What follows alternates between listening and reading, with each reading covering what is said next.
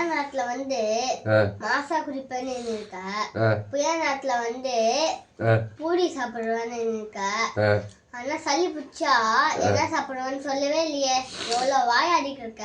ஏன்டா டே நீ வேற ஏன்டா என்ன இந்த மாதிரி இம்சப்படுத்துற சொல்லு.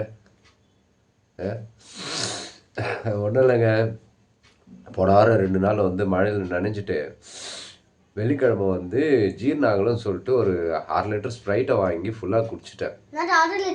ஏன் சொல்லியிருந்தா நீயும் வந்து கொஞ்சம் குடிக்கலான்னு சொல்லிட்டா.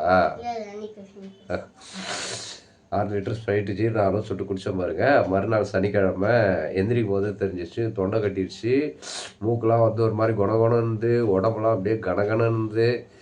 சரி தெரிஞ்சிச்சு உடம்பு வந்து ஒரு மாதிரி ஆயிடுச்சு சொல்லிட்டு மாத்திரை போட்டு கிளம்பிட்டேன். சரி, ஹாஸ்பிடல் போனியே, நர்ஸ் ஆண்டி கிட்ட என்ன பேசுன? அப்போ அவங்க வந்து அப்பாவுக்கு வந்து பிபியும் பல்ஸும் செக் பண்ண வந்தாங்க சாமி. நான் என்ன சொன்னேன், அம்மா எனக்கு அதெல்லாம் செக் பண்ணாம நீ அதை செக் பண்ணினா வந்து அது என்கிட்ட சொல்லுவ, பிபி இருக்குது பல்ஸ் வந்து கம்மியா இருக்குதுன்னு சொல்லுவ.